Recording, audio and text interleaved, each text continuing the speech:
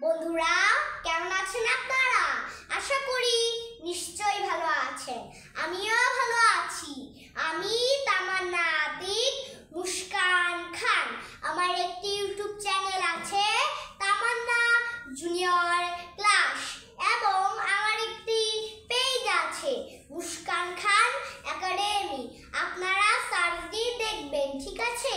তাহলে আজকে আমরা শিখব ইউনিট 18 রেপটাইলস, সরীসৃপ। সরীসৃপ কাকে বলে আপনারা জানেন? যেমন কচ্ছপ, এগুলোই হলো সরীসৃপ। টিকটিকি, গিরগিটি, কচ্ছপ, এগুলো হলো সরীসৃপ। সরীসৃপ পার্ট 2 নাম্বারে কি কি বলেছে? গিরগিটি। গিরগিটি টিকটিকি থাকে ঘরে, আর গিরগিটি টিকটিকির মতোই বড়।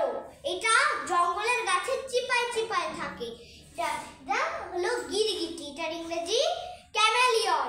ক্যামেলিয়ন অর্থাৎ গিরগিটি, ঠিক আছে? এরপর আছে গোখরা সাপ। গোখরা সাপ, এটার ইংরেজি কোবরা।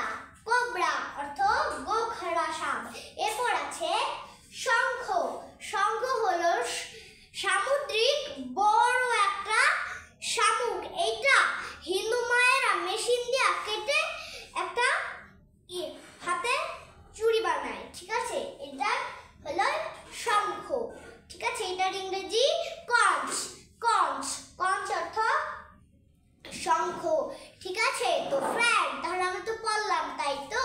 এবং আপনারা পৃথিবীর যেখানেই আছেন, ছোট বড় সকলে আমার এই ক্লাসটিকে দেখবেন।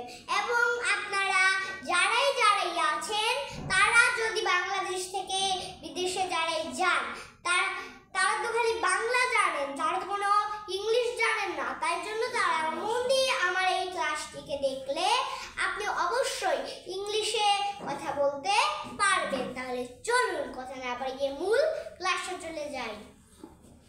গিরগিটি, তাহলে আমি লিখে দিচ্ছি ক্যামেলিয়ন। ক্যামেলিয়ন, CHA,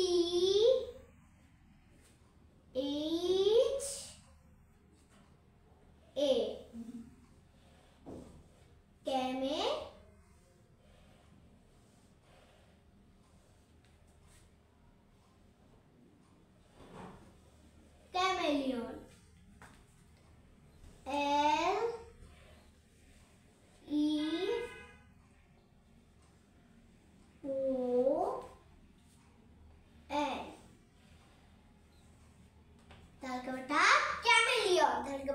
ক্যামেলিয়ন অর্থাৎ গিরগিটি, ঠিক আছে? এরপর আছে গোখরা সাপ।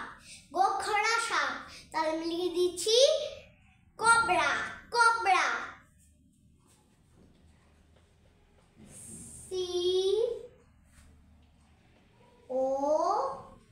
COBRA।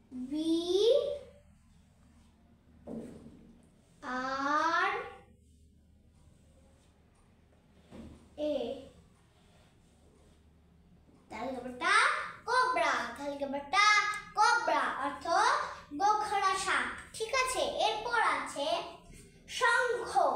শঙ্খ, তাহলে আমি লিখে দিচ্ছি কঞ্চ। কঞ্চ,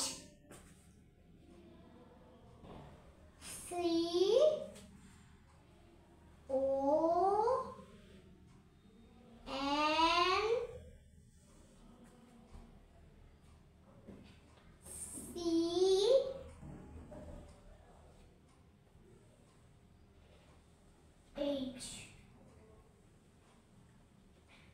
তালিকাটা কঞ্চ। তালিকাটা কঞ্চ অর্থাৎ শঙ্খ, ঠিক আছে? তো ফ্রেন্ড, তাহলে চলুন আজকে আমরা কি কি শব্দ জেনে নিলাম একটু পড়ে নিই। ইউনিট 18 রেপটাইলস, সরীসৃপ, পার্ট 2 নাম্বার। গিরগিটি, ক্যামেলিয়ন, গোখরা সাপ, কোবরা, শঙ্খ, কঞ্চ, ঠিক আছে? তো ফ্রেন্ড, আপনি যদি আমার এই ক্লাসটিকে ভালোবেসে থাকেন, তাহলে করবেন অবশ্যই একটা লাইক দিবেন। আর যদি লিখতে জানেন, তাহলে করবেন অবশ্যই দয়া করে একটা কমেন্ট দিবেন এবং শেয়ার, ফলোইং এবং সাবস্ক্রাইব করে রাখবেন। তাহলে শুভ কামনা শেষ করলাম। আসসালামু আলাইকুম।